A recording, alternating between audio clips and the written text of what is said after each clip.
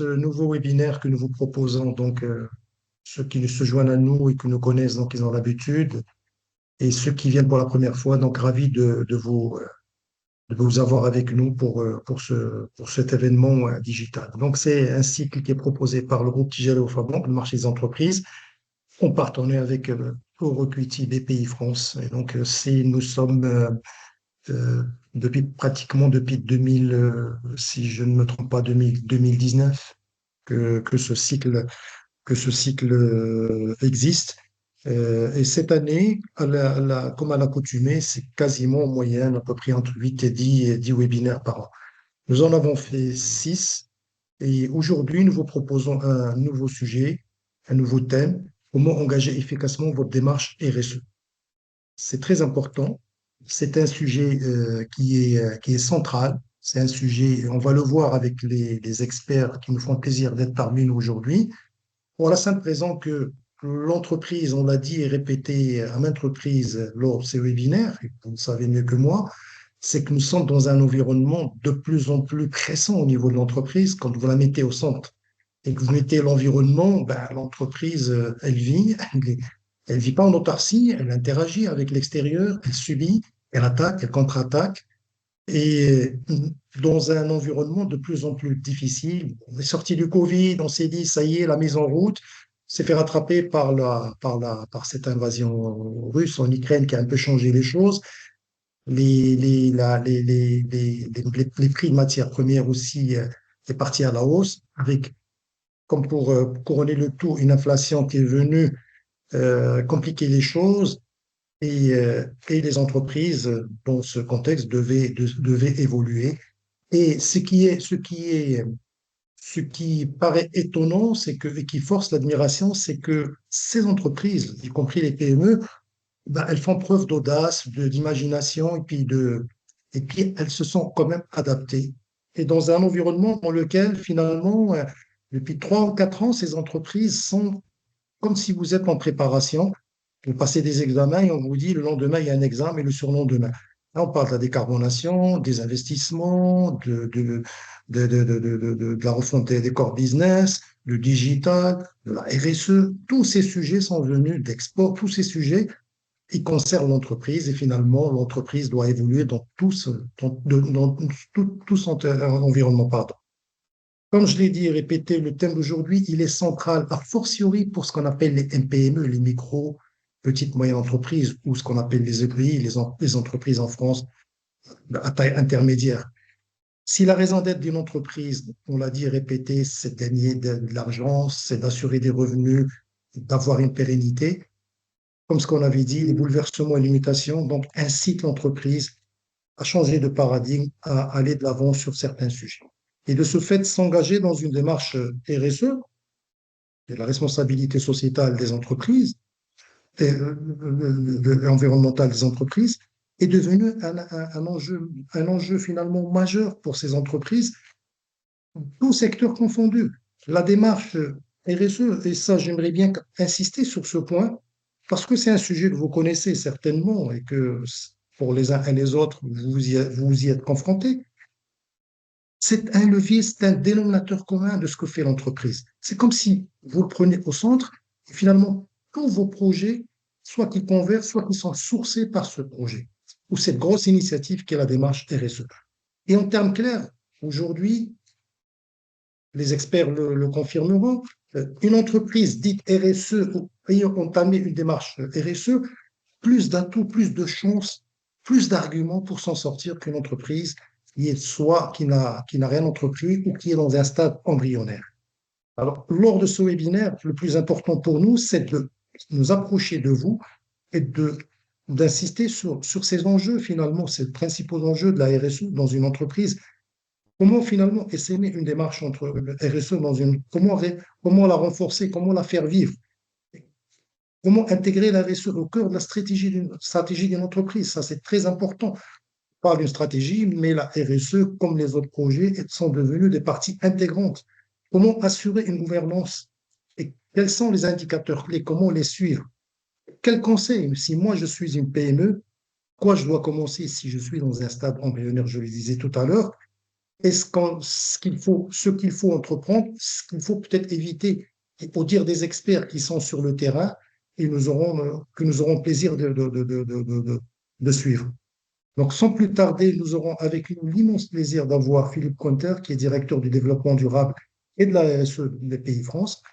Nous avons aussi avec nous un binôme du groupe Tijalio Fabank, Mehdi Gdira, responsable RSE de la Tijalio Fabank, et Talal Ouazzani Chadi, qui est Chef Sustainability Official Finance Group au niveau de Tijalio Fabank, qui lui s'occupe du développement durable. Comme à l'accoutumée pour nous éclairer, donc Philippe Conter commencera son intervention. Son intervention suivra celle du binôme de Mehdi et de Talal. On se réserve à peu près 40 minutes, 45 minutes de présentation et on prendra l'équivalent en fonction de votre remontée sur le chat. N'hésitez surtout pas à interagir avec nos intervenants experts pour sourcer et pour nourrir un petit peu l'échange et le débat. Ce que nous apprenons aussi à travers les échanges. Ça, c'est très important. Alors, je cède la parole à Philippe. Philippe Conter, merci d'être parmi nous. Plaisir d'être parmi Bonjour. nous. Parmi nous, donc BPI, qui est un agrégateur connu, hein, qui n'est plus à présenter. Et on est ravi de t'avoir parmi nous sur ce sujet. Comme tu as une mission au sein de ce groupe, qui est directeur du développement durable et de la RSE. Donc, on ne peut pas mieux tomber. Je te remercie, Philippe, et je te cède la parole. Merci beaucoup, Mohamed. Et, bonjour à tous. Je suis vraiment ravi d'être aux côtés de mes collègues aussi d'Attijari Wafa Bank pour développer et essayer de réfléchir et de vous donner des clés de compréhension de manière extrêmement pragmatique. Alors, je vais vous partager une présentation, si vous voulez bien. Voilà, je pense que vous la voyez. Oui, Très c'est bien. bon? Très bien, parfait. Comment engager efficacement votre démarche RSE? Et en fait, dans le titre, il y a deux mots-clés qui sont des notions essentielles, engagement et efficacité. Déjà, pour la compréhension d'engager une démarche, c'est important de faire ce petit arrêt sur image sur la notion de l'engagement et la notion d'efficacité. La notion d'engagement, c'est la clé de voûte de la mise en œuvre d'un plan RSE. Pourquoi? Parce que, comme vous le savez, pour les PME qui ne sont pas souvent assujetties à des seuils ou à des réglementations, la démarche de la RSE, c'est une démarche volontaire de mise en œuvre pour tout un ensemble de raisons, à la fois pour satisfaire les demandes des salariés, pour satisfaire ses parties prenantes. Et donc, c'est la mise en œuvre, je dirais, d'actions, de sujets qui visent à adresser un certain nombre de préoccupations, qu'elles soient d'ordre environnemental, social, sociétal ou liées au pilotage de l'entreprise. La notion d'engagement, ça fait appel aussi à la nécessaire implication de l'ensemble de la chaîne de l'entreprise, à savoir du haut de l'entreprise, donc la direction d'entreprise, qu'il s'agisse d'un comité de direction, qu'il s'agisse d'un COMEX, qu'il s'agisse d'un patron, d'une patronne d'entreprise, mais également des salariés. Ça veut dire que l'engagement doit être connecté entre la tête de l'entreprise et l'ensemble des salariés de l'entreprise. Nous, les exemples que nous avons, je me permets de vous faire des retours d'expérience en même temps, c'est que dès lors que vous avez soit la direction d'une entreprise qui souhaite imposer des choses ou que vous avez les salariés qui souhaitent proposer des choses alors que la direction est un peu éloignée de ces sujets, quand les deux éléments ne se rencontrent pas, ça ne marche pas. Donc ça, c'est très important que le niveau d'engagement soit connecté entre le haut de l'entreprise et les initiatives des salariés.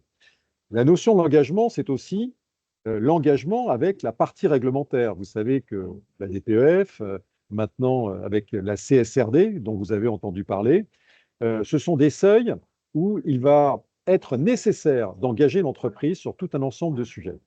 Alors, pour les grandes entreprises, vous savez que c'était 500 salariés, ça descend à 250 sur le seuil de la CSRD, mais plus largement, nous, notre vision au sein de BPI France, c'est que toutes les entreprises sont concernées. Pourquoi? Parce que dans la chaîne de valeur, les grandes entreprises vont s'appuyer, c'est un peu le scope 3 que l'on rencontre sur le climat, sur l'ensemble de la texture et du tissu des PME, donc qui devront reporter des éléments d'information, peut-être et certainement pas avec la même granularité, mais qui devront effectivement pousser des sujets. Donc l'ensemble des entreprises, euh, cet ensemble est concerné et donc a besoin de ce levier de l'engagement. S'il n'y a pas d'engagement, il n'y aura pas de RSE. Et d'ailleurs, il n'y aura pas de mise en œuvre d'actions de résilience. S'agissant de l'efficacité, là, c'est un autre sujet, d'une autre nature. C'est finalement dans quel but je fais de la RSE? Quel est l'état final recherché? Quel est le but à atteindre?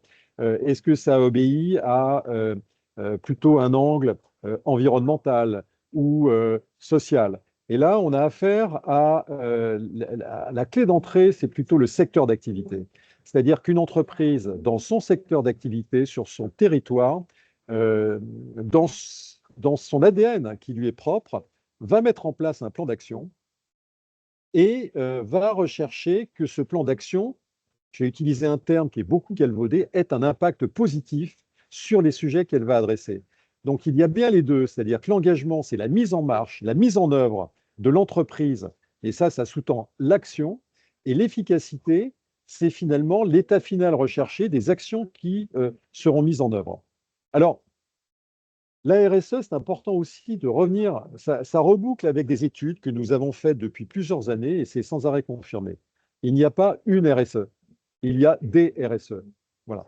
Ça veut dire que chaque entreprise, en fonction de sa taille, en fonction de son organisation, en fonction de son secteur d'activité, eh bien, peut mettre en place une RSE qui lui soit propre. Il peut y avoir bien sûr des dénominateurs communs, mais il y a des particularités. Autrement dit, ce n'est pas quelque chose à plaquer systématiquement d'une entreprise à l'autre. Chacun doit trouver sa voie, doit trouver sa méthode, doit trouver son articulation avec ce que l'on a vu avant, le bon niveau d'engagement de l'entreprise et son application, et dans une logique d'efficacité et d'impact positif.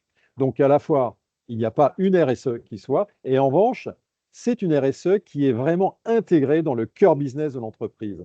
Notre vision chez BPI France, c'est que la RSE n'est pas un sujet hors sol, c'est un sujet qui est cœur d'activité, qui est totalement intégré et qui doit se sentir, je dirais, dans l'ensemble des métiers et du chaînage et des attelages de l'entreprise au sens des coopérations transverses. Donc ça, ce sont deux notions qui sont très importantes, qui posent un petit peu le débat, en fait, sur quel est le terrain et quelle est la manière d'aborder l'esprit de la RSE. Je ne vais pas vous commenter que vous connaissez, ce slide, simplement pour vous dire la chose suivante. C'est que, oui, ce sont des sujets nouveaux, même si ces sujets ont été abordés euh, euh, il n'y a pas très longtemps, vous voyez bien. En fait, on en parle explicitement depuis les années 70. Donc, ça veut dire que ces sujets, à l'aune de l'existence des entreprises, est très récent. Donc, en fait, l'intégration de l'extra-financier et de la RSE, c'est quelque chose qui s'inscrit, qui s'invite avec tout un ensemble de dates, avec tout un ensemble d'événements, avec tout un ensemble d'accords clés, et notamment l'accord de Paris 2015 sur la transition écologique, énergétique et lutte contre le réchauffement climatique. Mais déjà, dans les années 87, avec le rapport Brundtland, vous le savez, eh bien, il y avait déjà des idées qui étaient poussées sur il faut faire attention à la planète, aux ressources, etc. Et tout ceci est très intéressant parce que euh, là où on en est aujourd'hui, c'est un petit peu le continuum de toutes ces dates clés et qui se poursuivent naturellement. Alors, simplement, on va faire un zoom sur les priorités et qu'est-ce que la RSE finalement. Et je vais je vais mettre en lumière ce que vous connaissez déjà et très bien. Et donc, je vais tout de suite dévoiler la slide. C'est quoi? C'est un mixte entre l'économique, le social et l'environnement. Et à l'intérieur, c'est pas du tout théorique. C'est ce que je dis, moi, à mes équipes d'investisseurs et de financeurs. On n'est pas sur un sujet hors sol, comme je vous l'ai dit. Ça veut dire qu'on peut très bien parler de RSE sans jamais évoquer le terme de RSE. On va parler d'attractivité, de difficulté de recruter, de la formation, de la sécurité, des accidents de travail, on est sur le social. On va parler, bien sûr, de l'investissement, de la trajectoire de sobriété, de ce que l'on va faire, des investissements. On est sur l'économie. Et on va parler de sujets dans l'environnement qui sont aujourd'hui extrêmement prégnants. On va parler, pour une entreprise, de la dépendance à ses ressources. Ça, c'est totalement majeur, avec le sujet de la biodiversité. Hein. Vous savez que plus de 50% du PIB mondial, aujourd'hui, repose sur des ressources, hein, sur des ressources naturelles. Et donc, si demain, on avait à changer et à faire payer aujourd'hui les ressources gratuites naturelles aux entreprises, on change complètement les équations économiques de toutes les filières et de toutes les industries au monde. Donc, on a des sujets qui sont, vous le voyez, immenses. La biodiversité, la gestion des déchets, l'économie circulaire, la lutte contre le réchauffement climatique, les empreintes carbone, tout ceci, eh bien, ce sont les vrais sujets auxquels vous êtes confrontés au quotidien, dans le cadre de votre activité, comme on disait, de votre secteur d'activité, là où vous êtes, sur votre territoire. Et donc, eh bien, vous ne pouvez pas choisir tous ces combats. Pour vous, il va être nécessaire de se dire, ben, finalement, quelles sont mes dépendances, moi, en tant qu'entrepreneur dans mon entreprise? Eh bien là, il va y avoir un raisonnement qui va commencer à se structurer. Ou bien vous allez vous dire, moi, j'ai envie de faire, d'être sobre sur la gestion de mes flux. Et auquel cas, vous allez prendre des mesures, je dirais, liées à vos flux. Vous allez vous dire, moi, quelle est mon empreinte carbone, par exemple? Est-ce que j'utilise sur le plan logistique des camions, des bateaux, etc. Et vous allez avoir un raisonnement qui va être construit. Donc, en fait, ces trois cercles vous donnent, non pas, c'est la vision globale que vous connaissez, mais ce qui est très important de retenir, c'est qu'à l'intérieur, chaque sujet est un enjeu pour votre entreprise et c'est à vous de choisir les enjeux qui vous semblent totalement pertinents dans le cadre de votre activité. Alors, tout ceci, bien sûr, euh, et dans la logique même de je mets en place un plan RSE avec un bon niveau d'engagement et en vue d'une véritable efficacité, eh bien, tout ceci ne peut pas se faire sans évoquer à un moment donné la connexion avec les fameux objectifs de développement durable. Alors, moi, c'est ce que j'appelle la colonne vertébrale. Pourquoi la colonne vertébrale? Parce que c'est pas parce que chacun de ces enjeux de 1 à 17 évoque des sujets et des défis majeurs, je dirais, dans le monde, dans nos sociétés, c'est parce qu'il s'est passé le 22-23 septembre 2024 à New York, il y a eu le sommet de l'avenir, et vous savez que c'était un sommet qui était en marge de la 79e session de l'Assemblée générale des Nations unies. Alors bien sûr, tous ces, euh, les 193 États membres qui étaient présents, et c'est très important que ces États se réunissent à un moment donné, étaient là pour bien sûr la session de l'AG des Nations unies, donc avec tous les sujets sécuritaires, etc., de paix dans le monde, mais ils ont totalement réaffirmé dans le cadre du sommet de l'avenir, et je vous invite à regarder, ils ont réaffirmé toute l'importance des objectifs de développement durable dans la stratégie de durabilité qu'ont à mettre les entreprises, les acteurs clés dans les différents États. Donc en fait, ces objectifs de développement durable, eh bien, ils sont totalement présents, ils sont totalement réaffirmés, ont toute leur puissance encore aujourd'hui. Et d'ailleurs, le sujet, c'est dans la réflexion que l'on a ébauchée précédemment, sur la réflexion des sujets auxquels vous avez à vous adresser, eh bien, c'est de voir quel est finalement, dans le cadre des 1 à 17 objectifs, ce à quoi vous concourez en tant qu'entrepreneur, avec une réflexion, donc engagement et implication de l'ensemble des collaborateurs, mais aussi des directions des entreprises, donc du pilotage, sur comment j'adresse ces sujets, quels sont les critères, quels sont les progrès que je peux constater sur telle ou telle thématique. Donc ça, c'est très important de connecter, comme on s'est dit, je dirais, vous l'avez vu, engagement, efficacité, le choix entre l'économique, le social, l'environnement, la connexion avec les objectifs de développement durable. Et puis, je vous dirais que nous, c'est dans nos gènes qui nous sont propres, mais nous ne sommes pas les seuls, parce que pour adresser tous ces sujets, oui, BPI France, c'est certain, mais non, tout le monde. Ça veut dire que Attijari Wafa Bank, BPI France à ses côtés, d'autres acteurs, l'ADEME, etc., d'autres banques, c'est un travail collectif. On s'en sortira pour adresser ces sujets et faire face à ces défis immenses que si on sait travailler ensemble, que si on est dans un collectif puissant, si on arrive à tisser des liens entre nous pour aider les acteurs. Et nous, c'est ce que l'on dit généralement, les entreprises sont les acteurs du changement, parce que l'on y croit, et c'est dans l'entreprise où les bonnes volontés se libèrent et on arrive à faire avancer les sujets. Alors, je vais vous partager euh, la vision de BPI France. Encore une fois, c'est que les entreprises qui souhaitent travailler ces sujets, qui souhaitent et qui se disent, moi je veux bien, mais je ne sais pas comment. Est-ce que je dois me faire aider, etc. Il y a énormément d'acteurs qui peuvent vous aider. Moi, je vais vous donner simplement, je fais un petit coup de pub, mais il y a beaucoup de choses qui sont gratuites. Et je sais que d'autres acteurs le font aussi de manière parfaite.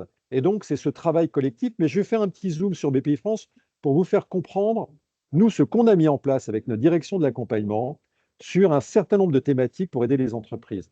Donc, on est sur les entreprises qui sont au stade de la découverte avec des outils très simples de mesure pour savoir où on se situe. C'est ce que j'appelle les mesures de premier échelon, avec un impactomètre sur, on mesure la maturité RSE, le climatomètre qui a plus un angle, je dirais, de lutte contre le réchauffement climatique et d'impact sur l'environnement, et des e-parcours RSE et climat, puisque vous savez que BPI France sommes positionnés comme la banque du climat pour les entrepreneurs.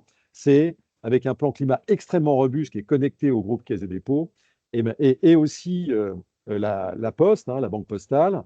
Donc, c'est de promouvoir des parcours qui aident les entrepreneurs à la fois à se former, décrypter, comprendre et avancer. Après, il y a des phases de structuration pour les entreprises qui ont déjà avancé sur l'ébauche et la mise en œuvre de plans d'action. Eh bien, c'est ce qu'on appelle, nous, la phase de structuration. Et là, on a besoin de faire des diags. Alors, on a mis en place chez BPI France tout un ensemble de diags, et c'est ce que je vous disais tout à l'heure, toujours avec des partenaires, hein. On est vraiment très connecté avec de nombreux partenaires parce que ce travail, il faut le tisser, et c'est aussi une notion d'exemplarité. Il faut qu'on apprenne ensemble à dire on ne cache plus sa copie, on travaille ensemble parce que les défis nous dépassent, et donc on doit faire face à tout cela. On a le diag EcoFlux, qui est un diag justement sur la mesure de la sobriété et de la gestion des flux, ce qui permet de prendre des actions après de sobriété, hein, faire plus avec moins, vous connaissez la phrase. Les diags décarbonation ont été portés aussi avec l'ADEME pour la trajectoire carbone, comment une entreprise, une entité, une entreprise, eh bien, peut avoir une sobriété carbone dans son processus et sa trajectoire opérationnelle. Le diag Perfimo, ça concerne l'immobilier, la partie énergétique liée à l'immobilier. Et l'éco-conception, on est plus sur des logiques d'économie circulaire. C'est en amont, comment réfléchir, prévoir, concevoir mes produits pour qu'à la fin, on puisse recycler et que finalement, la boucle vertueuse soit engagée. Les activités de renforcement, c'est toute une batterie. Je ne vais pas tout vous disséquer, on aura l'occasion, si vous le souhaitez, d'en reparler ultérieurement, mais il y a des diag impact, il y a aussi des missions de conseil qui sont centrées sur la RSE, des missions de conseil sur plus d'une dizaine de jours, sur des thématiques à définir et qui peuvent toucher à la stratégie et à l'environnement. Et puis, bien sûr, il y a la logique des VTE verts. Et là, c'est très intéressant pour les entrepreneurs. Je connais beaucoup de témoignages d'entreprises comme les fonderies de Souvlan ou autres qui vous diraient, on a pris un jeune qui est parfaitement formé, je dirais, à ces sujets et qui nous a aidés à accélérer notre transition écologique énergétique. Donc, ce sont des jeunes talents qui sont intégrés dans les entreprises pour lesquelles il y a des subventions, donc une subvention d'État, et qui permettent d'avancer sur certains sujets. Et puis, bien sûr, il y a les accélérateurs, ça c'est pour les entreprises beaucoup plus matures, avec soit en filière, ou bien sur la décarbonation. Là, on est sur des choses beaucoup plus lourdes et donc sur des durées aussi de plus d'1 an à 2 ans, et avec une communauté, la fameuse communauté du coq vert, où il y a des centaines d'entreprises, voire milliers maintenant, et avec ce qu'on appelle des éclaireurs, qui sont des membres de la communauté du coq vert, mais qui ont aussi comme mission eh bien d'éclairer, d'où le nom d'éclaireur, c'est d'aller sur les territoires et de convaincre d'autres entreprises de venir. Et ces entreprises, eh bien, elles sont composées d'hommes, de femmes et d'entreprises qui ont mis en place soit des solutions de transition et qui veulent effectivement faire avancer les sujets. Enfin, je terminerai par 2 mots-clés, si vous me permettez, dans le laps de temps qui m'est donné, pour ne pas trop empiéter sur mes camarades, pour nous et pour moi, et je vous l'affirme, voilà, je vous l'affirme, deux mots-clés, cohérence, alignement stratégique. C'est-à-dire qu'il n'y a pas de plan d'action RSE s'il n'y a pas de cohérence dans les actions. Moi, c'est ce que j'appelle les feux d'artifice. Vous savez, les entreprises qui mettent une action en place, qui en mettent une autre. Non, il faut relier tout ça. Il faut partir du cœur business, même s'il n'y a que quelques initiatives qui ont, dans les cercles que vous avez vus, c'est de les connecter ensemble. Hein. Le social parle à l'environnement, l'environnement parle au social, et le pilotage de l'entreprise parle aux deux. Et Excuse-moi, Philippe, on peut envoyer un premier sondage? oui, bien sûr, pardon, tu as totalement raison. On peut envoyer le premier sondage. Marc Aurel, si tu peux envoyer le premier sondage. Tu peux continuer, Philippe. Comme ça, on va l'envoyer. Donc, la cohérence, c'est le fait de relier les initiatives, en fait, qui ont été mises en œuvre par une entreprise. Et encore une fois, il n'y a pas besoin de faire des milliers de choses, mais c'est une bonne façon d'interconnecter tout ça. Pourquoi? Parce que ça donne plus de puissance, c'est plus visible et ça donne du sens, effectivement, dans l'action et dans le portage. Alors, tant en interne, auprès des salariés, parce que ça permet, vous le savez bien, grand sujet de RSE, à des salariés de quitter leur entreprise parce qu'elles y trouvent le sens, elles y trouvent aussi le fait de s'impliquer sur ces sujets et puis d'attractivité. C'est-à-dire qu'une entreprise qui met en œuvre ces sujets de manière cohérente et visible, eh bien, de nombreux talents, comme l'on dit en matière RH, ont envie de la rejoindre parce que cette entreprise, eh bien, elle allie à la fois la performance économique, mais aussi la performance extra-financière. Et toute cette cohérence, en fait, si elle n'est pas connectée à la stratégie de l'entreprise, elle ne sert à rien. Donc, excusez-moi, je suis un peu catégorique, mais ce sont des retours d'expérience que l'on a d'entrepreneurs. Et je pense que mes collègues partageront aussi ces idées. C'est qu'il faut à la fois que cette cohérence dans les actions, on la retrouve ancrée dans le plan stratégique, donc ce qu'on appelle pour les plus grandes entreprises au niveau de la gouvernance ou le pilotage de l'entreprise pour les plus petites. Et dès lors que vous avez à la fois la cohérence et l'alignement stratégique, eh bien, vous avez quelque chose de puissant. Et là, on répond à la question, me semble-t-il, sur comment mettre en place une feuille de route RSE qui soit avec engagement et efficacité. Voilà ce que j'avais à vous dire.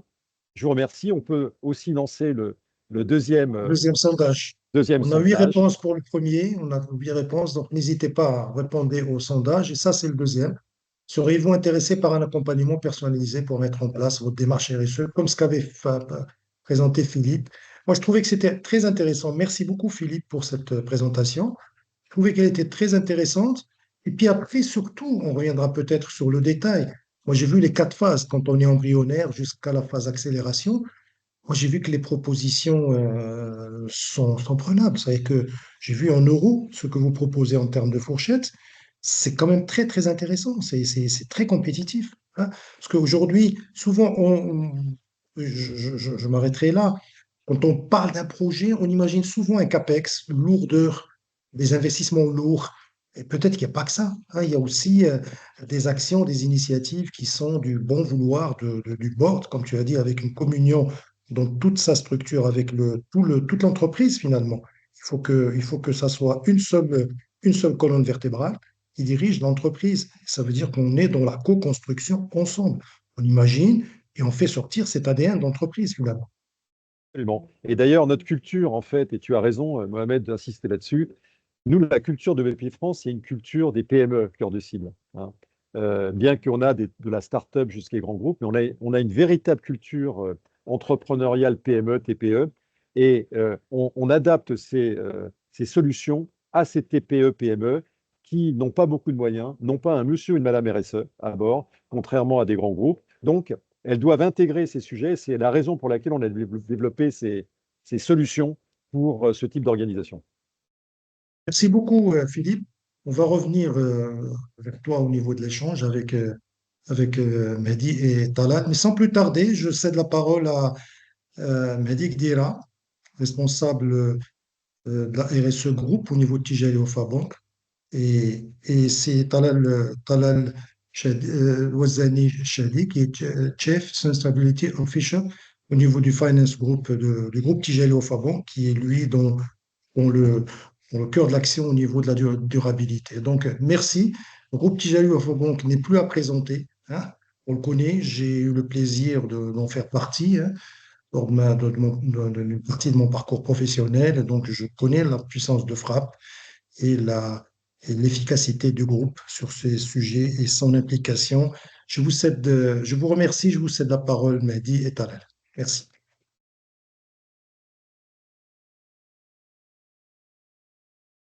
Dis, tu es en mute. Excusez-moi. Il y a un Donc, écho. bonjour à toutes et à tous. Est-ce que vous m'entendez bien et voyez bien la présentation? Ah oui, c'est bon, tu peux y aller. Oui, parfait. Alors, donc tout d'abord, en fait, avant d'aborder la question du jour qui est comment engager une démarche RSE, moi je souhaiterais aborder un autre point qui me semble vraiment primordial, c'est le pourquoi. Donc avant d'aborder le comment. Puisque, en fait, les motivations qui peuvent pousser donc une entreprise, une PME ou une plus grande entreprise à aborder ce genre se lancer dans ce chemin, si je puis dire, est vraiment conditionnées par les motivations. Alors, il y a plusieurs familles de raisons. Alors, bon, je vais prendre un peu une image de caricature, mais il y a un peu la carotte et le bâton, entre guillemets. Donc, on va commencer par le bâton, si on peut dire. Mais donc, en tout cas, ce qui est un peu plus contraignant, une démarche RSE peut être motivée par des contraintes réglementaires, selon les secteurs d'activité dans lesquels vous opérez et également donc, selon le secteur d'activité de vos clients et de toute votre chaîne de valeur dans son ensemble. Vous êtes probablement soumis à des exigences réglementaires RSE qui sont d'ailleurs en constante évolution et de plus en plus contraignantes. Donc ça peut vraiment être une raison, je veux dire, presque obligatoire d'entamer ce genre de démarche. Dans la famille des raisons un peu contraignantes, il y a aussi tout ce qui est maîtrise des risques, puisque à travers une démarche RSE, généralement, donc vous mettez en place une grande partie d'une démarche RSE qui respecte les bonnes pratiques, consiste à mettre en place des systèmes de gestion de risques. Il s'agit de risques environnementaux, sociaux, climatiques, qui au final sont bénéfiques pour la durabilité de votre entreprise, puisque bah, vous pouvez vous prémunir ainsi de risques qui pourraient justement mettre en danger la viabilité et la durabilité de votre entreprise. Si on aborde un peu plus les motivations plus positives, là c'est plus la carotte, donc on pourrait citer notamment l'accès au financement. En effet, de plus en plus de banques, si ce n'est la plupart des banques, aujourd'hui conditionnent leur financement à la mise en place de certains systèmes ou dispositifs au sein de leurs clients. Euh, pour prendre un exemple concret, par exemple, donc une entreprise industrielle qui souhaiterait solliciter un crédit pour une extension d'une usine, mais qui a une activité qui est polluante, pourrait se voir conditionner l'octroi du crédit à la mise en place d'une unité de traitement des eaux usées, par exemple de l'usine, ou à la mise en place de systèmes de filtration d'air, ainsi de suite. C'est très variable selon les secteurs d'activité, mais là où je veux en venir, c'est qu'il s'agit d'être prêt aux exigences que pourraient avoir les entreprises, enfin les institutions financières, et justement être capable de répondre à celles-ci pour pouvoir bénéficier des crédits qui vous permettent de développer votre activité, de vous agrandir et de fonctionner tout simplement. De la même manière, l'accès au marché et donc les opportunités d'affaires sont également souvent liés vraiment intrinsèquement avec la maturité RSE. Il y a une thématique qui a été abordée par Philippe et qu'on abordera encore par la suite, qui est celui de la décarbonation, etc. Certains marchés peuvent être conditionnés ou seront conditionnés dans le futur à au niveau d'émissions carbone. Euh, il s'agit ici d'un exemple. Encore une fois, donc, j'ai cité l'exemple comment dire, de plans d'action collectif de risques environnementaux. Il faut savoir que des clients peuvent également exiger ce genre de dispositif donc auprès de leurs fournisseurs, parce que dans leur chaîne de valeur, eux-mêmes ont des contrats donc sur l'ensemble de la chaîne de valeur.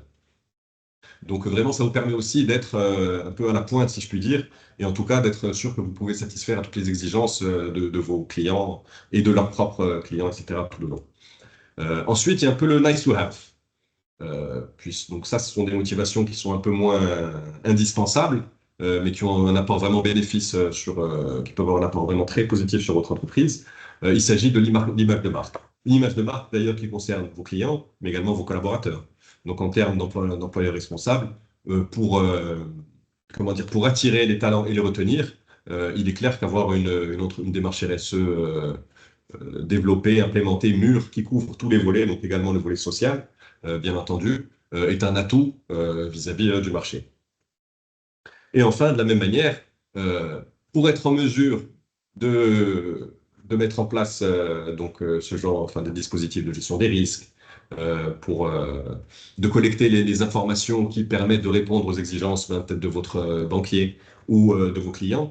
Donc tout ceci comment dire, implique une meilleure connaissance du client à travers des échanges plus réguliers avec les parties prenantes, de manière générale, mais également donc, une collecte d'informations et de data qui permettent vraiment d'affiner la connaissance de vos clients et donc peut-être de trouver des opportunités d'affaires additionnelles.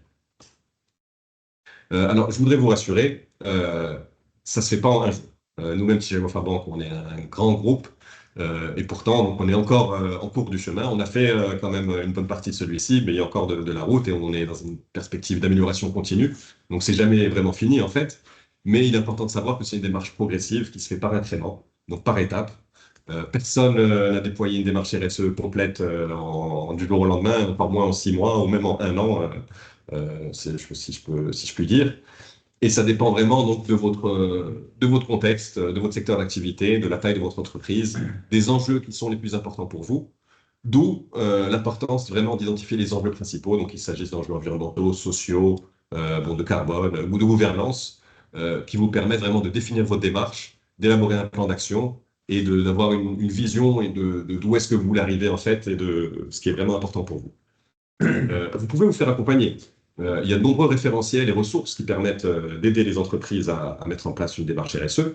Donc, il y a la norme ISO 26000, qui est une norme ISO non certifiante, mais descriptive, si on peut dire, qui décrit en fait les thèmes fondamentaux qu'une démarche RSE doit aborder.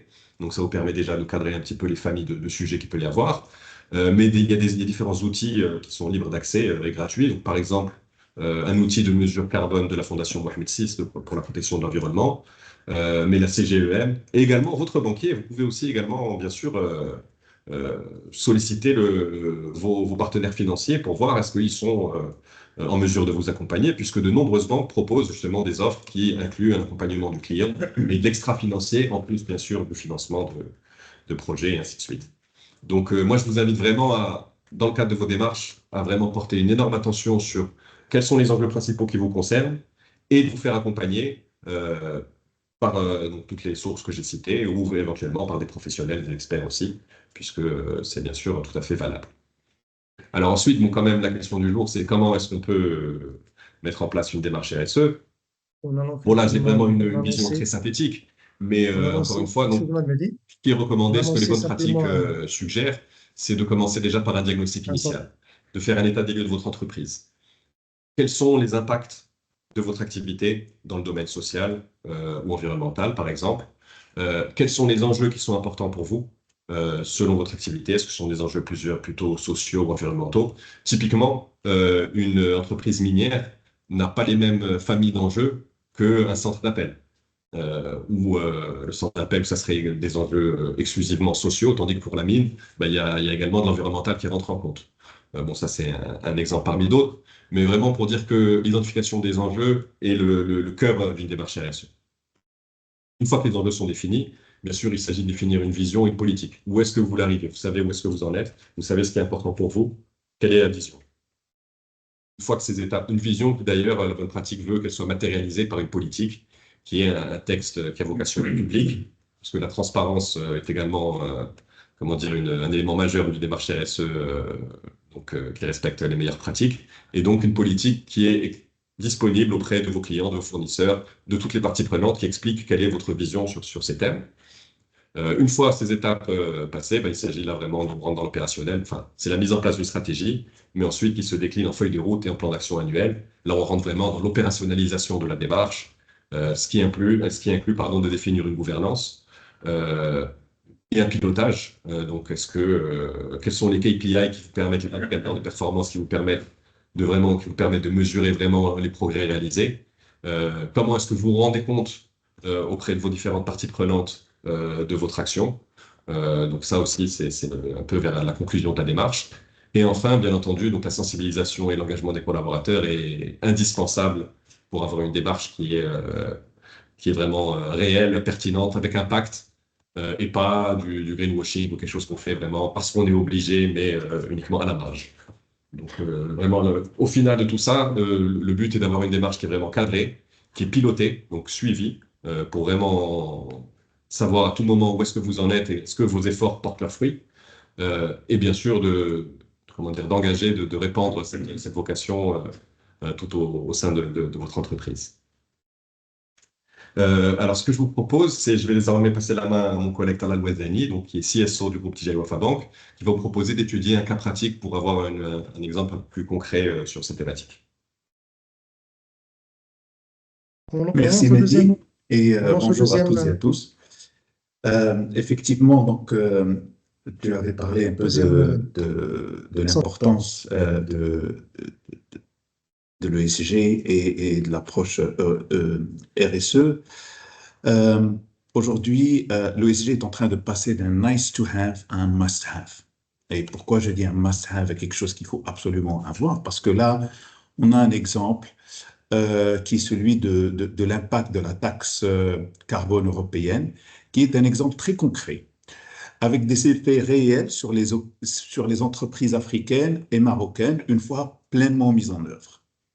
Donc, ce mécanisme d'ajustement carbone aux frontières de l'Union européenne, ou autrement dit la taxe carbone, est une mesure prise par l'Union européenne sur les produits importés en fonction de leur empreinte carbone. L'objectif principal de ce mécanisme étant de réduire les émissions mondiales de gaz à effet de serre et d'inciter les partenaires commerciaux à aligner leurs pratiques environnementales sur les standards européens.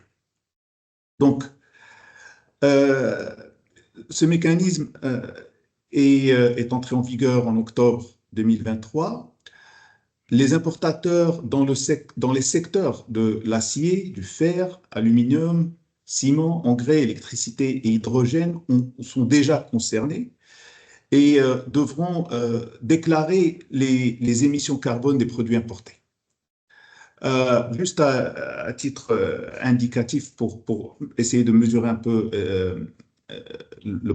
l'impact potentiel de ce mécanisme d'ajustement, la Banque africaine de développement estime que ce mécanisme pourrait coûter environ 25 milliards de dollars par an aux États africains. Donc, avec plus de 60% de ces exportations, des exportations marocaines destinées vers l'Europe, l'impact sur les entreprises marocaines est réel. Et donc, on pourrait s'attendre potentiellement à des coûts additionnels ou au risque d'exclusion. Et pour cela, pour éviter en fait ce type de situation, il est très important de se préparer et de considérer l'approche RSE comme un must-have. Voilà. Donc voilà, ça c'est un point important que je voulais souligner et je passe peut-être à Sikamel. merci beaucoup. On passe le deuxième sondage. Marc, il y a un dernier sondage? Marc, tu m'entends? Oui, oui, un dernier. Voilà, un dernier sondage. Quels sont les obstacles de la mise en œuvre d'une démarche RSE selon vous? Vous qui êtes au front, hein, chère entreprise, quels sont les obstacles? Vous en prenez un, vous nous dites, est-ce que c'est un coût financier? On en a parlé avec Philippe tout à l'heure, ou c'est le manque de ressources, ou un manque de soutien de la direction. On a parlé de la colonne vertébrale, souvenez-vous tout à l'heure, ou des difficultés à définir la marche à suivre. Parce que parfois, on a des ambitions, mais on n'a pas toujours les bonnes idées. Donc, allez-y.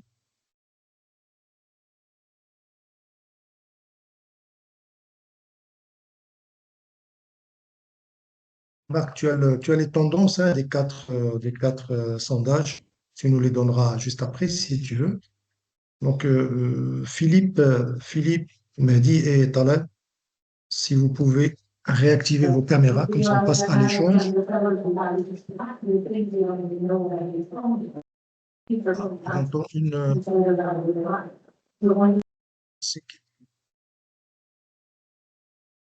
Vous pouvez faire, s'il vous plaît, pour le micro. Donc, Philippe, Oui, Il a dit merci. connecté, je suis connecté. Ah oui, connecté. Ah oui, connecté. Merci beaucoup, Philippe. Alors, je pense que merci Philippe parce que Philippe il est dans un événement, donc on l'a un petit peu, on l'a un petit peu séquestré hein, pour qu'il il soit avec nous. Il est dans un événement, donc merci beaucoup Philippe hein, pour J'en prie, c'est un la plaisir gentillesse d'être que tu nous avec fais des d'être parmi camarades. nous Voilà. aujourd'hui. Merci beaucoup pour ces brillantes interventions. Donc, pour mettre un petit peu les choses en place sur un dossier que nous connaissons parfaitement, c'est celui de la RSE. J'ai dit que, tu l'as dit tout à l'heure, c'est pas un sujet hors sol. Tu l'as répété maintes fois, Philippe. C'est un sujet finalement, si on enlève le mot RSE, mais c'est un sujet qui concerne toujours l'actualité de l'entreprise hein, sur ces sujets. Moi, j'aimerais revenir sur vos interventions.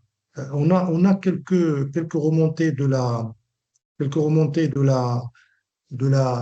c'est Ralia qui nous dit personnellement, je pense que l'approche en soi d'une démarche RSE ne devrait pas avoir une notion d'extra-financier, mais la naturaliser, faisant partie des financiers eux-mêmes, en tant que brique essentielle. Ça veut dire que c'est une donnée qui s'intègre aussi dans la finance, puisque je peux quantifier tout ça.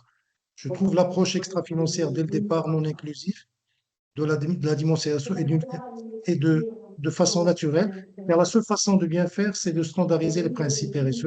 Et pour les standardiser, il est nécessaire de quantifier, chiffrer, pour pouvoir mesurer et atteindre. Tu es d'accord, Philippe, sur ce que je viens de dire? Alors, pour moi, c'est un énorme débat. Euh, je suis d'accord, je suis d'accord en vision de cible.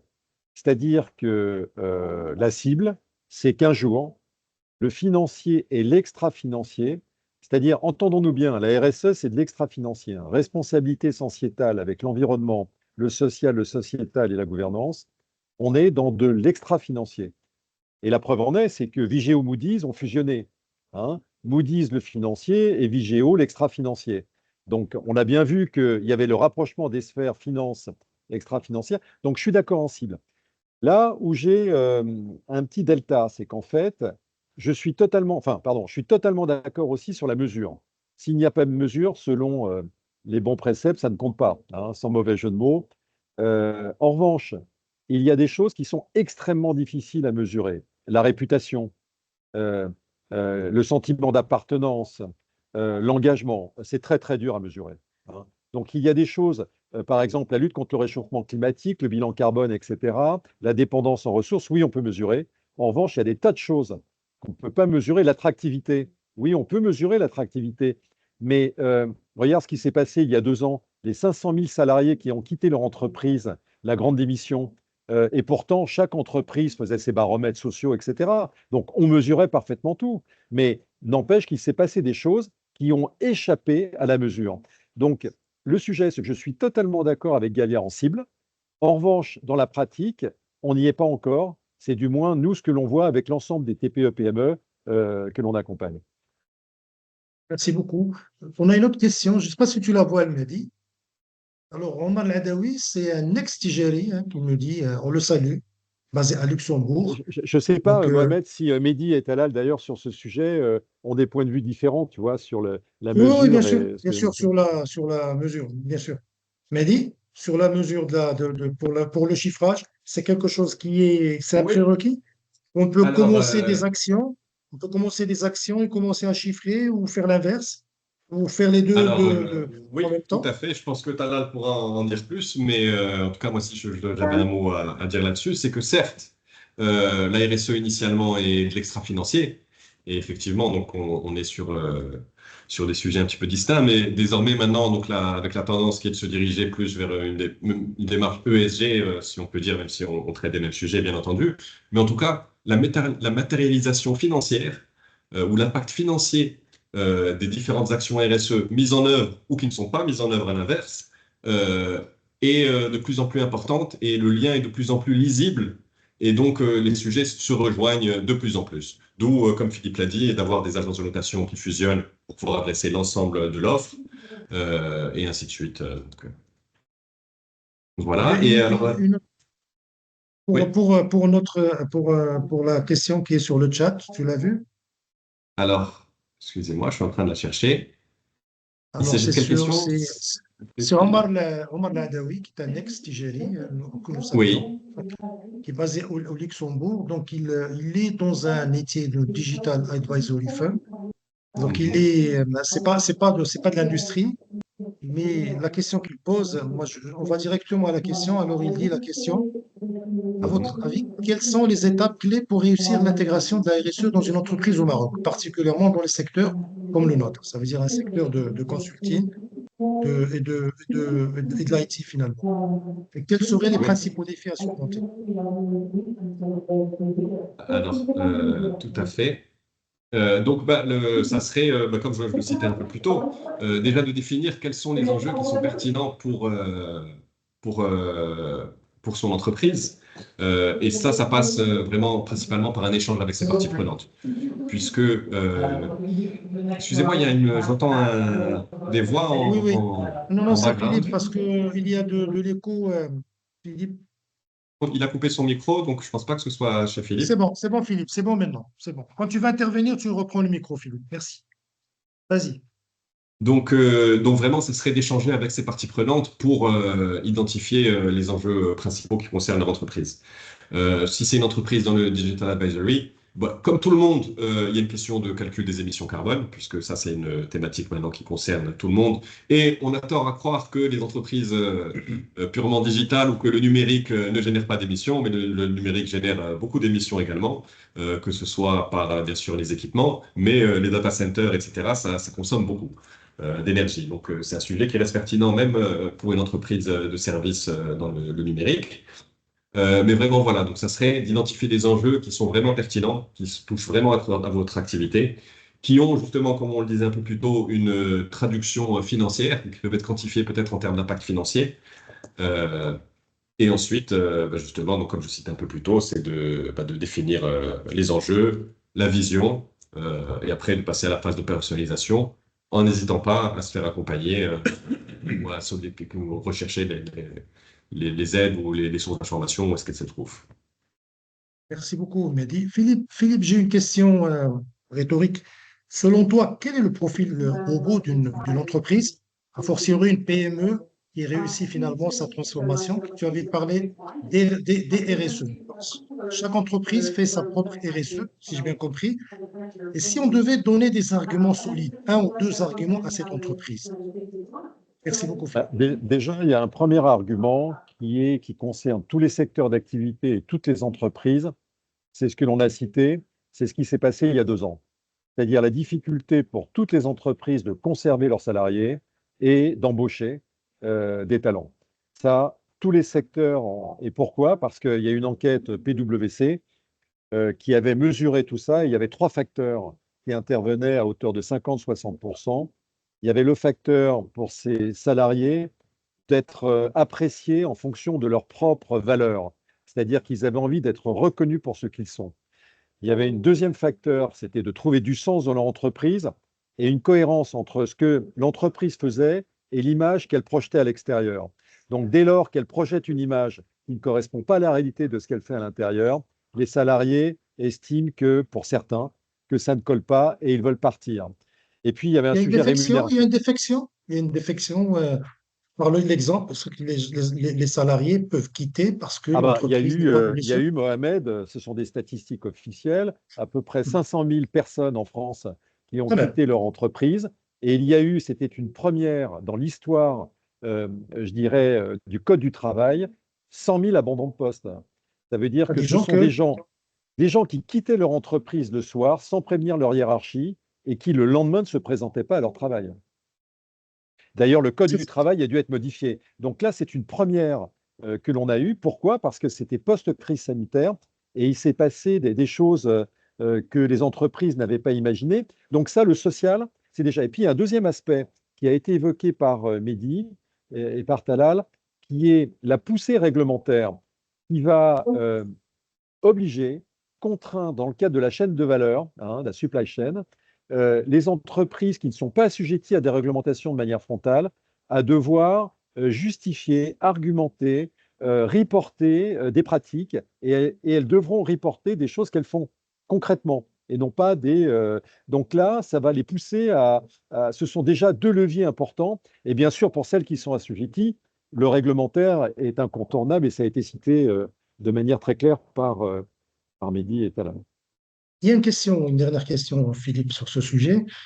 Moi, entreprise, je suis dans une supply chain, dans une chaîne de valeur. Est-ce qu'on peut imaginer que si je suis un donneur d'ordre, j'ai l'obligation, par exemple, d'obliger mes sous-traitants de ma chaîne fournisseur, mon écosystème, qu'ils soient RSE, qu'ils respectent l'ESG, qu'ils soient dans les compliance, qu'ils soient dans tout ça? Est-ce que c'est quelque chose qui se fait ou qui va venir? Alors, oui, oui, on y est. C'est comme quand Mehdi souligne que, eh bien, déjà, il y a des demandes qui sont faites et qui sont prononcées dans certains domaines et que certaines entreprises ne seront plus financées. Nous, on a fait plusieurs études avec PwC, l'Observatoire de la RSE, sur la supply chain, mais vu des fournisseurs. C'est la parole donnée aux fournisseurs dans la supply chain. On a fait une première mesure en 2023, une deuxième en 2021, et là, on fait le troisième opus. C'est-à-dire que la troisième étude va sortir pour voir comment la position des donneurs d'ordre vis-à-vis de leurs fournisseurs et comment les fournisseurs finalement ressentent et comment ils se sentent accompagnés ou non, etc., et des exigences des grands donneurs d'ordre. Et il y a une pression qui monte, mais objective, dans ce chaînage, parce que les entreprises, les grands donneurs d'ordre vont demander et demandent déjà dans les appels d'offres de plus en plus de choses. Et d'ailleurs, on le sait bien, recours parfois à EcoVadis pour noter parfois leurs fournisseurs.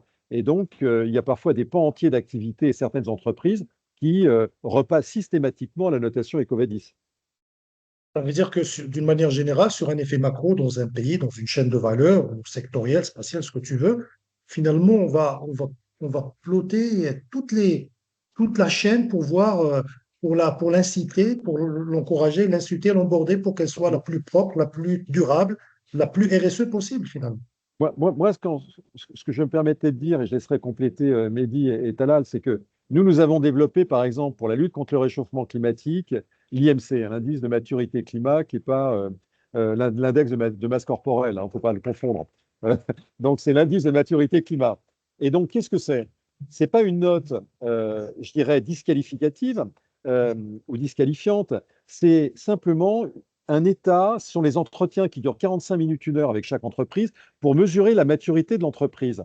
Si l'entreprise n'est pas en transition, ben, ce n'est pas pour autant qu'on ne va pas encore la financer. Et on va l'aider, au contraire, avec des actions pour mettre en œuvre. Et donc, je me méfie un petit peu des notations un peu cut, tu vois, qui peuvent disqualifier. Et nous, c'est notre thèse chez Bpifrance, ça veut dire que même des entreprises aujourd'hui carbonées, des PME, eh bien, on leur dit, on va vous aider, on va vous aider encore, mais peut-être, et d'ailleurs, vous l'avez souligné, hein, Talal et Mehdi, peut-être que dans quelques années, on sera, et peut-être quelques mois, on sera amené à dire, bah, désolé, mais vous ne vous êtes pas mis au travail. Et donc, on vous avait fait tous les warnings, on vous avait demandé de le faire. Et d'ailleurs, on a mis dans notre plan stratégique faire du porte-à-porte. On l'a mis mot pour mot, faire du porte-à-porte pour aider toutes les entreprises françaises. Et les entreprises ne pourront pas dire qu'elles n'ont pas été sollicitées pour être aidées. Ceux qui ne veulent pas le faire, malheureusement, à un moment donné, on ne pourra rien pour elles parce que la communauté financière, je parle sous votre contrôle, Talal et Mehdi, peut-être qu'on sera amené à ne plus financer les entreprises qui sont trop carbonées ou qui n'ont pas fait des choix de transition. Merci beaucoup, Philippe. Il y a une question à toi, Mehdi et Talal, hein, sur la RSE. Je ne sais pas si tu la vois. La RSE est souvent perçue comme un levier. Je ne sais pas si tu la vois. Et puis, j'ai une deuxième question, elle m'a dit, partons de la propre expérience formidable du groupe Tigelo Fabank depuis la mise en place de ce grand projet qui est la RSE. Si tu étais en face de ces entreprises, de ces PME, qu'est-ce que tu leur dirais pour les encourager réellement à aller sur le pas? Tu l'as dit tout à l'heure, que même dans un grand groupe, il y a un droit à l'erreur, on peut toujours revenir sur quelque chose, il faut itérer, il faut tout ça.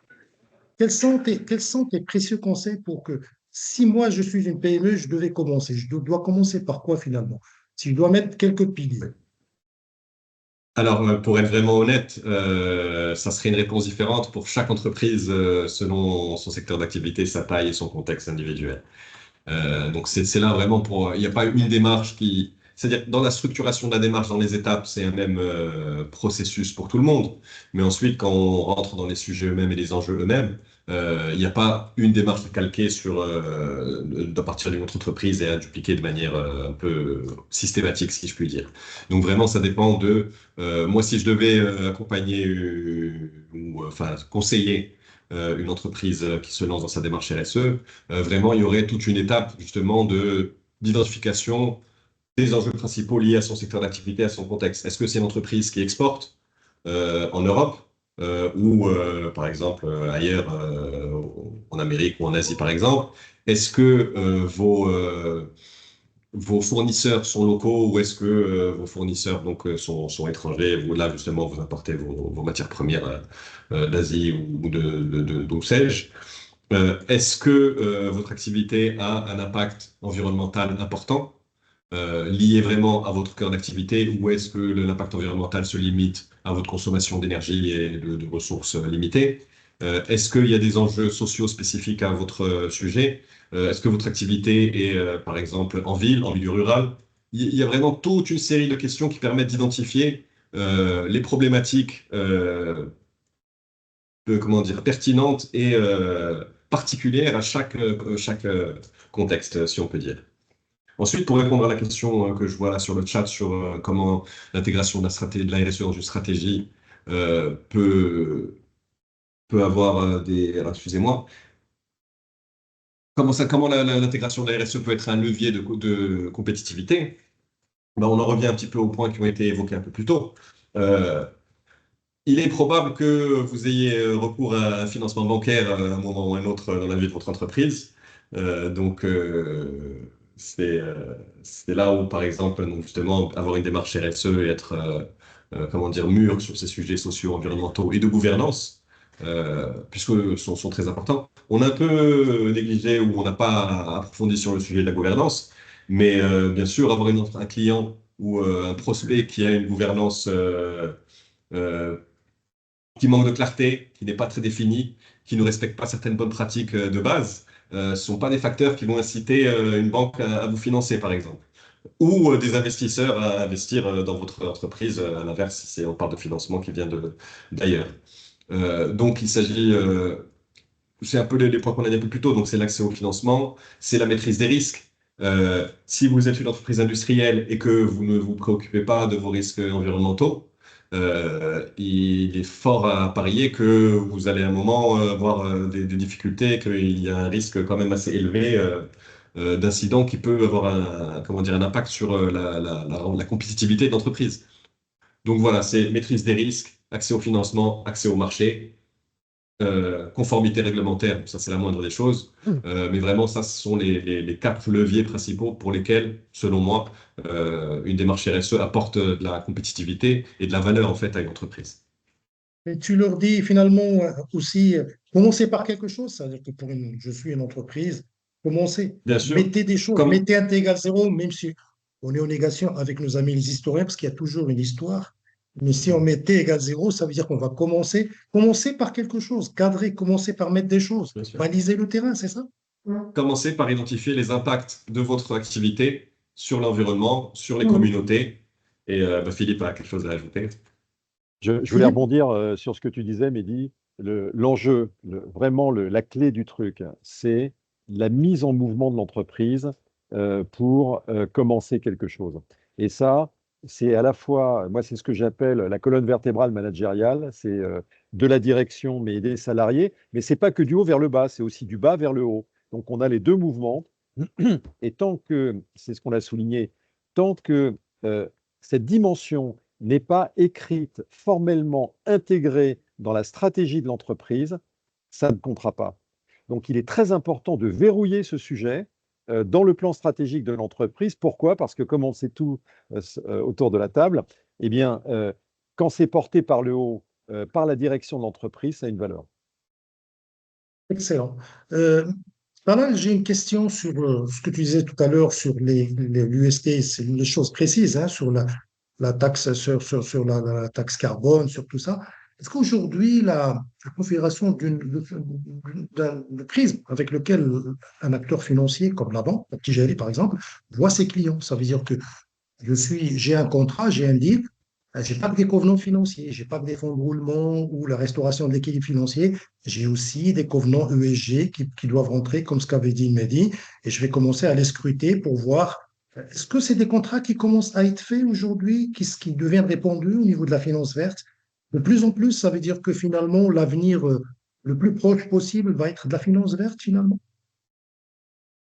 Euh, en fait, ces critères euh, deviennent de plus en plus importantes et je dirais que avec le temps, elles vont faire partie intégrante du processus de, euh, pas seulement de mise en relation, mais aussi de processus du crédit, par exemple, parce que euh, la- de la même manière qu'on fait une sorte de KYC pour connaître le client, de voir son crédit, on va aussi commencer à voir son impact sur l'environnement, son approche RSE qui inclut sa gouvernance, donc tous ces points deviennent de plus en plus importants et, et je pense que ce n'est pas, je pense que ça devient une sorte d'impératif. Euh, donc, Ça veut dire que pour une banque, ça veut dire que pour une banque aujourd'hui, le financement deviendra un financement vert. Et puis après, le métier du banquier, finalement, moi, quand j'étais senior bancaire, par exemple, il y a une évolution de la fonction, hein, pour que le banquier ne se limite pas qu'au ratio financier, que mouvement, que des flux, que des choses comme ça, mais il va devoir aussi rentrer sans doute un peu plus dans le détail sur le site de production de clients, de voir un petit peu de suivre et d'être sur place et de voir des choses. Il y a une évolution qui se fait oui, chez les banques, finalement, et les acteurs bien sûr, financiers d'une manière générale. d'autant plus que nous sommes, bien sûr, dans un monde de plus en plus euh, global où nous interagissons avec des investisseurs, des bailleurs de fonds. Et donc, dans notre approche ESG, nous sommes amenés à voir et à rentrer dans le détail et à devenir de plus en plus regardants, parce que cela fait Très clair. partie de notre chaîne de valeur. Et donc, euh, le cas, par exemple, de l'impact de la taxe carbone, c'est quelque chose qui va impacter nos clients, où nous serons amenés à accompagner nos clients, et de même où on va être en parallèle très regardant sur le type d'exposition, sur nos empreintes à nous aussi. Très clair. Ça veut dire que la banque est devenue quand même un acteur responsable. La banque, je dis, les acteurs financiers Tout à ont fait. cette responsabilité vis-à-vis de la collectivité sur ce sujet. Philippe, tu voulais intervenir sur ce sujet? Oui, Vas-y. pour rebondir et donner un exemple sur ce que vient de souligner Talal, euh, et sur l'aspect extra-financier et son impact financier. Quand on prend, et je le tiens de l'IREFI, l'Institut des relations économiques franco-italiennes, quand on prend les opérations cross-border, de fusion-acquisition entre la France et l'Italie, par exemple, et si l'on prend tous les échecs qui sont intervenus dans le cas des fusions-acquisitions, 60% des cas repose sur des problématiques d'interculturel. Ça veut dire que les équipes, c'est pas les tableurs, hein, c'est pas Excel. Ce sont des gens qui n'ont pas envie de bosser avec les équipes françaises ou italiennes, qui ne se comprennent pas, qui se détestent parfois, qui les trouvent arrogants, etc. Et ce n'est pas de la coopération, donc ce n'est pas de la création de valeur. Et là, on est bien sur un sujet extra-fi. C'est très clair. Talal, on te recède la parole, on s'excuse. Talal, tu veux compléter, Talal? Non, non, non, merci. C'est Le, bon? le point de Philippe est très marquant, hein, donc Merci beaucoup. Donc, il y a merci. un autre sujet aussi, un autre sujet important. Je ne sais pas, Philippe, chez vous, est-ce que c'est quelque chose qui est courant? Ou nous, malheureusement, je pense que non, hein, Mehdi et Talal le confirmeront. Est-ce que les entreprises travaillent en silo, mais est-ce qu'il leur arrive de travailler ensemble? J'imagine, je suis un donneur d'ordre, et puis après, je parraine, peut-être de façon officieuse, je fais des masterclass, je fais des ateliers, j'essaie de propager ou d'essaimer les bonnes pratiques. Est-ce que ce sont des choses qui se font chez vous, des lab fab, où les gens peuvent venir réfléchir et discuter c'est très important parce que comme ça, l'entreprise, moi, je pense qu'elle est un peu plus en immersion. Elle est dans un land, elle travaille avec ces entreprises, elle se dit, tiens, cette entreprise a fait ça et ça. C'est comme si elle est encouragée et emportée, comme on disait la dernière fois, la fameuse chanson d'Edith Piaf, la foule, emportée par la foule, pour Ouais. que on soit tous dans le move. Est-ce que c'est quelque chose qui est courant? Alors, je vais répondre à ta question par deux choses. La première, j'en ai donné une ébauche avec le slide sur les accélérateurs, où nous avons un grand nombre d'accélérateurs nationaux, régionaux, avec les présidences de région sur tout un ensemble de thèmes, par filière généraliste. Et puis, je vais me pousser délicatement sur le côté pour que vous aperceviez, non pas que je suis un adepte des basses-cours, mais des coques qui figurent sur l'étagère. Le coq vert, la communauté du coq vert, la French On Fab, les la voit, French on Tech, les voit. la French Touch. Et c'est quoi? Derrière et à l'intérieur, ce sont des groupements d'entrepreneurs qui sont en communauté et qui partagent des pratiques, qui travaillent ensemble, qui essayent de trouver des solutions ensemble. Et tu vois, par exemple, là, je suis à Polytech, c'est l'illustration sur le stand BPI France d'un partenariat entre deux entreprises. Je vais les citer puisque c'est public et c'est à Polytech, c'est Clogère et Purena, qui sont deux entreprises du coq vert et qui ont mis en place un partenariat industriel stratégique pour apporter des solutions qui n'existaient pas. Donc, nous, on se bat au quotidien et on est vraiment motivé là-dessus. Je parlais de beaucoup de collectifs tout à l'heure avec mes camarades Talal et Mehdi, parce que ces sujets, on ne peut pas le faire tout seul dans son silo.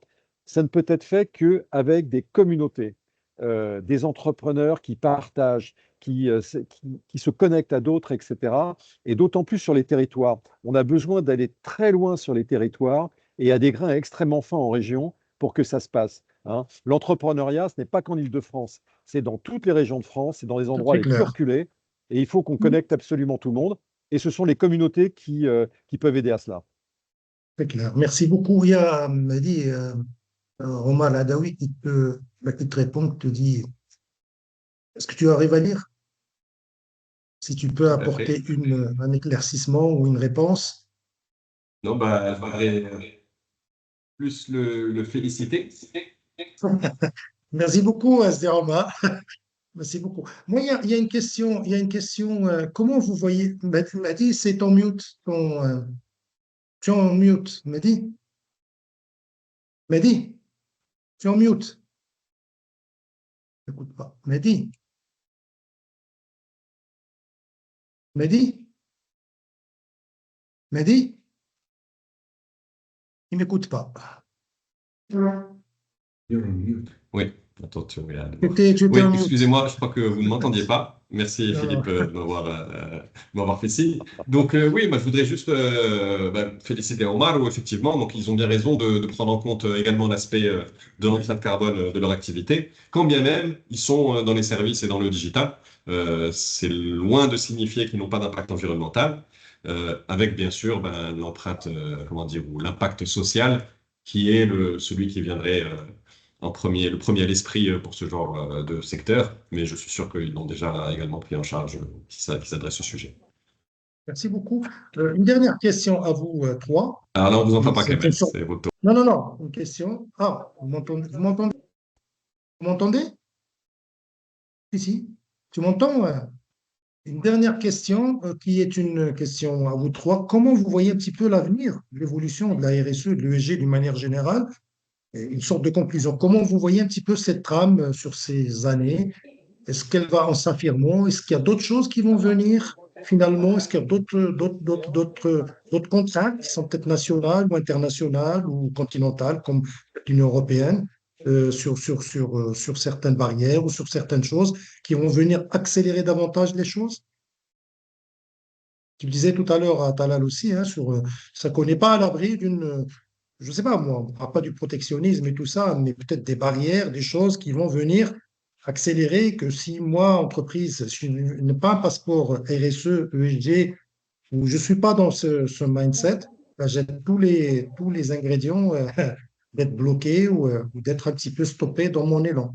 Parce comment vous voyez les choses, ça sera aussi. Je vous cède la parole, donc vous intervenez tous les trois et en même temps, c'est une conclusion. Allez-y. Philippe? Merci. Talal, tu voulais Talal? Non, Talal, non, vas-y, Talal. alors, moi j'allais dire que en termes d'évolution, ça ne peut que s'accélérer. Euh, les enjeux, d'abord, les enjeux climatiques sont de plus en plus importants, mais lorsqu'on regarde aussi les stratégies déjà la stratégie marocaine en termes de transition énergétique, lorsqu'on regarde les initiatives européennes aujourd'hui, notre principal euh, partenaire, euh, ce n'est pas quelque chose qui va s'arrêter, ça ne va que s'accentuer.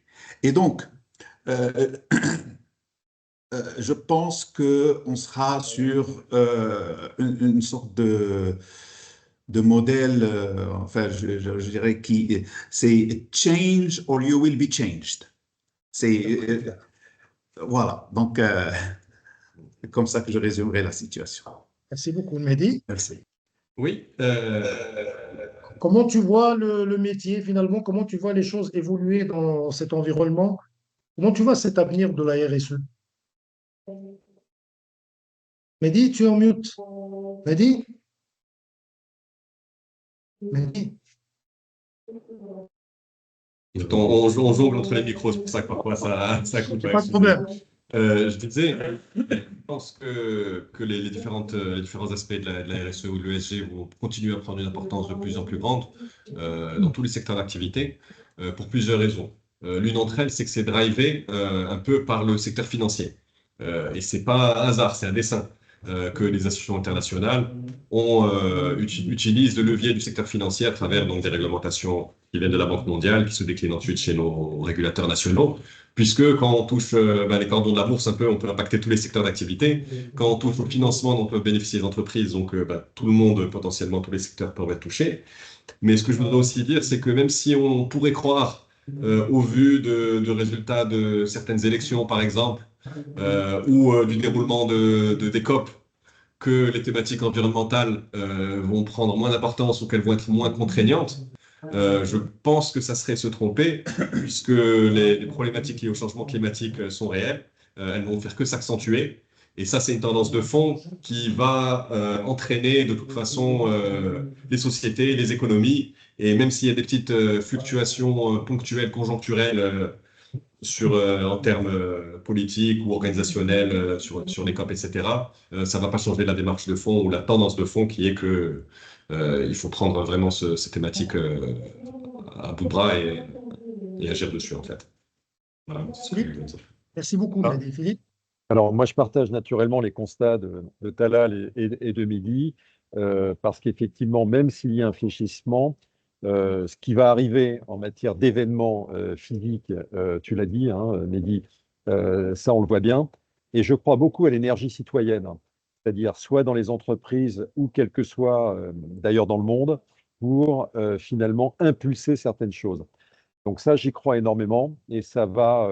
Et je pense que la dimension de la biodiversité, c'est-à-dire sur à la fois là on a vu les aspects sanitaires, mais sur l'ensemble des crises liées à la dépendance des ressources, va s'accentuer notamment sur l'eau.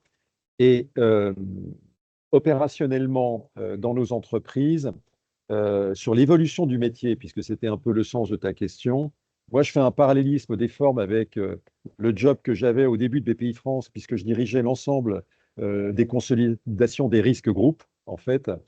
Euh, je vois sous l'impulsion réglementaire, et tu l'as dit d'ailleurs, hein, Mehdi, la convergence des métiers qui vont aller vers une logique data, risque, finance, en fait. Pourquoi? Parce que les ressources immatérielles vont se transformer en capital immatériel et en matériel tout court. Et donc, il va y avoir, et demain, les enjeux, ce seront ceux qui vont analyser ces sujets vraiment sous l'angle data. Et il y a des gros sujets en matière data, ça peut faire l'objet d'un webinaire d'ailleurs à part entière. Bien sûr, Data, effectivement. pilotage des risques et finance. Et je crois que la partie va jouer de cette manière. Il y a une autre chose aussi, c'est que la conscience mondiale, d'une manière générale, avec l'information, les réseaux, tout ça, beaucoup évolué, ça mettant un peu plus de pression sur tous les opérateurs, sur les entreprises, sur ton environnement. Et donc, la seule quête, c'est d'avancer sur des choses, sur de sociétal, sur de l'environnemental, sur de la bonne gouvernance. Parce qu'aujourd'hui, les choses remontent facilement. L'information étant démocratique, comme tu l'as dit, Philippe, je suis tout à fait d'accord. Et comme la data aujourd'hui, elle est disponible, nos fameux data scientists sont capables de sortir tout ça. Donc aujourd'hui, on est en plein dedans. Ben, je vous remercie infiniment pour vos interventions, votre participation, si Talal, si Nadi, Philippe, merci beaucoup d'avoir pris de votre temps de partager avec l'assistant sur un sujet très, très important.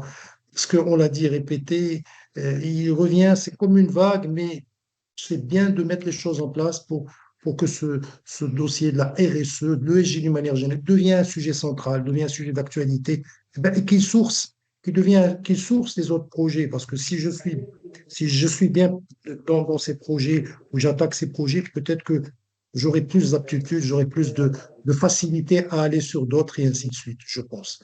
Merci beaucoup. Merci à l'assistance de nous avoir suivis. Nous vous donnons, merci à Tinenan, merci à Marc Aurel, à Aja, à tous les membres de BPI qui nous ont aidés, Tijeli Ofabank, pour ce webinaire. Nous vous donnons rendez-vous pour un prochain webinaire, Inch'Allah, le 17 décembre, pour focuser sur un autre sujet, sur l'intelligence artificielle au service de l'expérience client. Merci beaucoup et bonne fin de journée. Merci. Merci. Merci beaucoup. Merci. Au revoir. Très bonne journée. Merci. Au revoir. Au revoir.